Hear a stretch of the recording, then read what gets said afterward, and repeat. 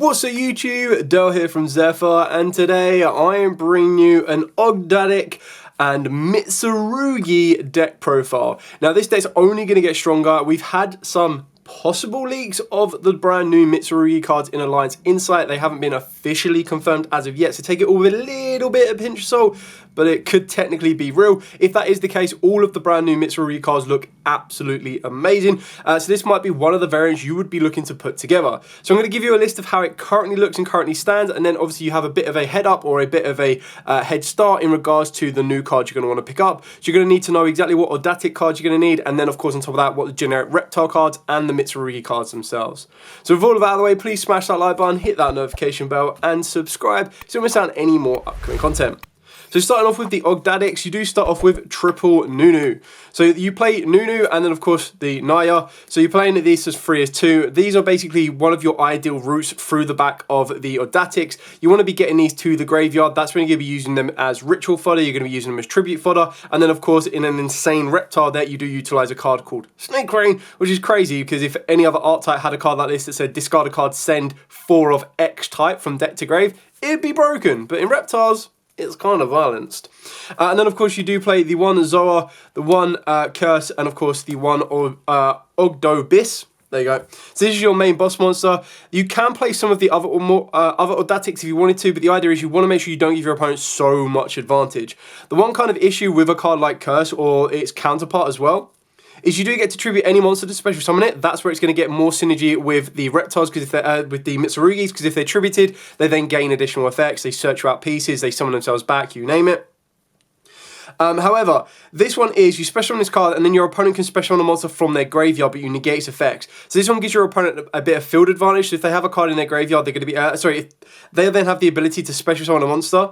Whereas there is the other one allows your opponent to add a card from their graveyard back to the hand. So that's the one you want to be utilizing a little bit less. But if you do want to add them in, they can go into rank 8 materials. The reason it becomes quite a bad option is back in the day when DD Crow was running around, you basically just allowed them to go DD Crow, add it back, DD Crow. And same with Effect Veiler, you'd let them go Effect Veiler, add it back, Effect Veiler again. So you're basically allowing them to loop their own hand traps. So something you do need to kind of consider. The one card that makes like the Ogdoadic bridge to the Mitsurugi so incredibly insane is the Ogdoadic Daybreak. So this one lets you tribute any reptile monster, and then for every 2 levels that tribute monster had on the field, you special summon up to 1 Ogdoadic token, Reptile Dark level 2, attack 0, defense 0. Now the benefit of something like that is if you were to do this during your opponent's turn as it is a quick play, and you were to tribute off the Ame no Mukumumo, this not only would come back and then destroy your opponent's cards, but then it obviously lets you spawn out 4 tokens. So relatively quite useful, just be able to constantly be able to trigger the Mitsurugi ritual monster, but being able to also give yourself tokens then allows you to get into your extra deck, because there are some reptile link monsters you're going to be able to climb up to, and that can be very, very helpful. Then on top of that as well, is during your main phase you get to banish this card from the graveyard, target one of your banished reptile monsters, shuffle it into the deck, and you get to send a reptile monster from the deck to the graveyard. You can only use each effect once per turn. I then still like to play the one Ogdoadic Water Lily. So you send a reptile monster from your deck to the graveyard, and then if you have 5 or more reptiles with different names in the graveyard, you can special on a reptile monster from the graveyard. So the idea is you're going to have loads of different names just in the Ogdoadics themselves, and then when you start to consider all the Mitsurugis, especially post new set as well, you'll have even more names to consider. Then for the Mitsurugis, we do play 2 of the Ame no Mukumumo, and we do play 1 of the Futsu. You can play 2 Futsu if you want to. I currently believe I only own 1. I don't remember picking up a second one, but I feel that you can kind of get away with 1 as well. You should know what the Mitsurugis do right now, but just to kind of give them a bit more of a highlight, because they're going to be in a ritual reptile deck rather than a additional engine for something like the Ryzios. So your main ritual monster, it lets you ritual summon this card with a Mitsurugi ritual. If it is special summoned, you destroy all monsters your opponent controls. And then while your opponent controls a card, or so when your opponent activates a card or effect, quick effect, you get to activate this effect, your opponent can discard 1 card, or that effect is negated. If this card is tributed, you get to add a Mitsurugi card from the deck to the hand, accept itself, and then special summon it. So that's where Daybreak comes into play, because then during your opponent's turn, you can activate Daybreak, tribute this off, search out a follow-up for the next turn. This can then come back, and then it will destroy your opponent's monsters. Remember, it has to be ritual summoned correctly first in order to do that, so there's no sending this to the graveyard and then hoping you can bring it back in any kind of cheated out way. And then for the Futsu, so you get to ritual summon this card with Mitsurugi Ritual. If your opponent special summons a monster except during a damage state, you get to target a reptile in your graveyard except itself and then special summon it. You can only use the effect once per chain. And then if this card is tributed, you get to add a Mitsurugi card from the deck to the hand except itself and then special summon this card. So they basically just keep looping themselves back. Then we've got the free Saji. So this one is on normal or special, or if it is tributed, you get to add a Mitsurugi spell from the deck to the hand. And if another reptile monster or monster you control would be destroyed by battle card effect, you get to tribute this card instead. And then you do play the one Kusanagi. You can play 2 if you want to, but honestly, 1 is more than enough. On normal or special, or if it is tributed, you get to take a Mitsurugi card from the grave or banishment, accept itself, and add it to the hand. If another reptile monster or monster you control would be destroyed by battle card effect, you get to tribute this card instead. Very rare you're going to leave these on the field for that protected effect, but the idea is you can just tribute these off with Daybreak, you get the normal summon, and the best thing about Daybreak as well, which is why it's so good, is if your opponent tries to imperm these, you just go, okay, cool, chain Daybreak, tribute this off, get 2 tokens, which are going to be levels, so you're going to need for your rituals, and then you'll get the tribute effect to the Saji, or of course the Kusanagi. Then playing triple Mitsurugi players. So when you activate this card, you can also tribute a reptile monster, and then you apply it from the hand or field, and then you apply one of the effects. Or if you tributed a reptile monster, you get to activate both. So you add a Mitsurugi card from the deck to the hand, you take 800 damage, and then you get to special on a Mitsurugi monster from the hand or graveyard, but it cannot attack directly. So obviously, getting the reptile tribute can be quite helpful, because again, you can just tribute any reptile monster, so that can let you tribute off the Daybreak tokens. But the idea is that maybe you don't want to take 800 until you've already got that graveyard set up. So when you're activating something like the Daybreak, you're going to be tributing off something like your Saji, you're going to be tributing off something else, and obviously with having all of these quick plays, you're searching cards you're going to need, you're able to revive cards and level modulations that you're going to need, or levels you're going to need for your ritual plays, and you're going to be able to keep pushing. Then we've got 2 Mitsurugi Ritual. So this allows you to ritual summon any reptile ritual monster. Activate one of these effects, but you can only use each effect once per turn.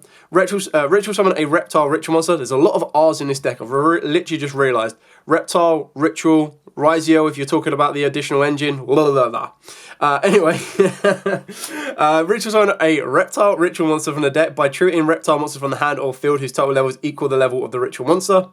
Ritual summon a reptile ritual monster. Wow, what a tongue twister. From your hand by tributing up to 2 reptile monsters from the hand, deck, or field whose total levels equal the level of the ritual monster. And you're going to have plenty of ritual monsters, like you don't mind Nunu and Nala being in the graveyard, so being able to tribute them from deck is just insane.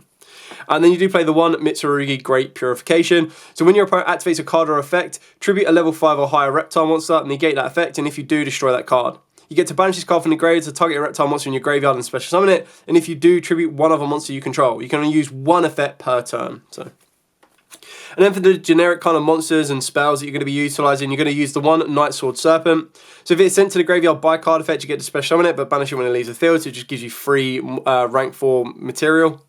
Triple Snake Rain, already mentioned, this card's broken for reptile decks, love it. Pot Prosperity for just general consistency.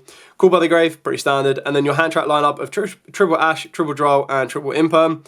You can make these into field breakers if you want to. They can be droplets, because sometimes you actually want your reptiles in the graveyard. It really is up to you, but you still need to have some representation of hand traps or disruption. Otherwise, you lose the dice roll and you just go to your opponent, right, go game 2 kind of thing.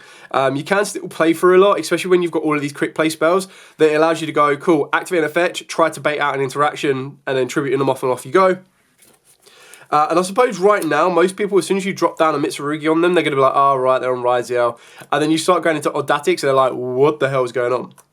Anyway, moving on to the edge there, pretty standard for a reptile deck. 2 King of the Feral Imp. Generic Link 2, this can very easily be IP Masquerade if you want to. And then for the ones that are going to get you more advantage being reptiles, or technically in some scenarios might even be plants, we do play the one Haggard Lizardos. So I know a lot of people are going to be like, well, this is in Malice. What does this actually have to do in here? This one actually lets you banish a monster from face-up field or graveyard with 2,000 or less attack. Target a face-up monster on the field makes the attack become equal to the original attack of the monster banished. But if you banish the monster that was originally reptile, you get to draw a card, which you're going to be doing anyway, because 99% of the monsters in your graveyard or in your main deck are going to be reptiles. So.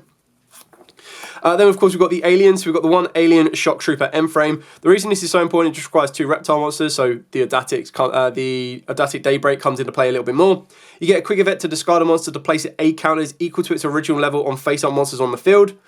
Distribute them as you wish. If this card is destroyed by battle or card effect and sent to the graveyard, you get to special summon non-link reptile monsters with different names from the graveyard up to the number of monsters your opponent controls with A counters. You can only use each effect once per turn.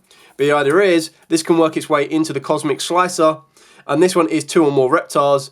Monsters your opponent controls with A counters are changed to defense, and also neither players can activate their effects. You can only use each of the following effects once per turn. If this card is link summoned, you get to add 1 card from the deck to the hand that has an effect to place its A counters, which we don't currently play because that's more of an alien style deck. But the other is you make your alien shock trooper, discard a card, put A counters on it, link up into this one then shifts them all to defense and negates their effects. Reptiliana. So if this card is link summoned, you get to target a face-up monster your opponent controls, change the attack to 0. During your main phase, if your opponent controls a monster or monsters with 0 attack, you can add a reptile monster with a different name from the deck to your hand, up to a number of monsters your opponent controls with 0 attack. Also, you cannot special summon monsters from the extra deck for the rest of the turn except reptiles, which is absolutely fine. And then, of course, we do play the 1 Ragnarika Selene Snapper. You can actually play more Ragnarika cards in the deck if you wanted to, and there was some kind of cards that I was looking at, especially I like the Link 4 Ragnarika. It kind of fits within like the theme and the look of the reptile decks, like the Ogdoadics and the Mitsurugis, but these are probably like the most effective options for you. So 2 insect, plant, and or reptile monsters, very easily done. You get to banish up to 2 monsters from the graveyard to target that many spells and traps that your opponent controls, destroy them. If this guy's in the graveyard, you get to target an insect, plant, or reptile you control, place it on the bottom of the deck, and if you do, special summon this card back. You can't special for the rest of the turn except insect, plant, or reptiles, which again is absolutely fine, because then you can use this as a link 1 to work your way across, or if you wanted to go into the Ragnarika link 4, you can work your way that way. Then for our generic kind of options, we do play the 1 Nightmare Unicorn. Obviously, it'll be a little bit more effective if you play IP Masquerena, but then this can also be subbed out for the Ragnarika Link 4. A Bower Q, just being able to discard and then bring back a Light or Dark can be very effective. Access Code, and of course, Underworld Goddess. Keep in mind when you make cards like this, or you make cards like this and you lock yourself into reptiles, you're not going to be going into these cards as consistently, so that's one thing you need to keep in mind. That's why IP could be a little bit more effective to get you into Underworld Goddess, but it's just still one of those flex options. Like I said, the extra decks are actually very, very flexible. You don't really need to tie yourself down to anything too specific, which is why you could look into something like a Dogmatica version, and the reason you'd look at something like that is because you can go Nadir Servant, search out the ritual monster, send in the Herald of Arc Light, search out the ritual spell or the ritual monster, and then you'd just be utilising your quick plays to tribute during your opponent's turn, and then work your way through it that way. So there's a bit of flexibility as it currently stands. It will get even more flexible once we get the more Mitsurugi next wave of support. If anything, I think the next wave of support for the Mitsurugis will actually allow you to play it pure, which is really kind of cool. But then I kind of really do like the Ogdoadics. I played them way back when with Invoked. I'll tell you a story in regards to that I was playing it. My first tournament went really, really well. Really enjoyed it. My second tournament, I faced someone that main decked DD Crow, and I was playing the Curse and the alternative to Curse, which basically allowed them to add back DD Crow, and they went. So I went normal summon Alistar, I think they like ashed it or something, and I tried to work my way into a Macabre, and they went DD Crow, banish my Alistar, and I was like, oh, I've got no other option now. And I just let them add back the DD Crow. It was like really painful.